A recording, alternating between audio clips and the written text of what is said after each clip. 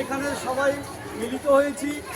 আমরা কানপুর বীরেন্দ্রলাল সরকার হাই স্কুলের পক্ষ থেকে আমাদের মাননীয় প্রধান শিক্ষক শ্রী চিন্ময় দেব মহাশয় জাতীয় পতাকা উত্তোলন করবেন এবং সেই সঙ্গে আমরা জাতীয় সঙ্গীত তার সঙ্গে পরিবেশন করব।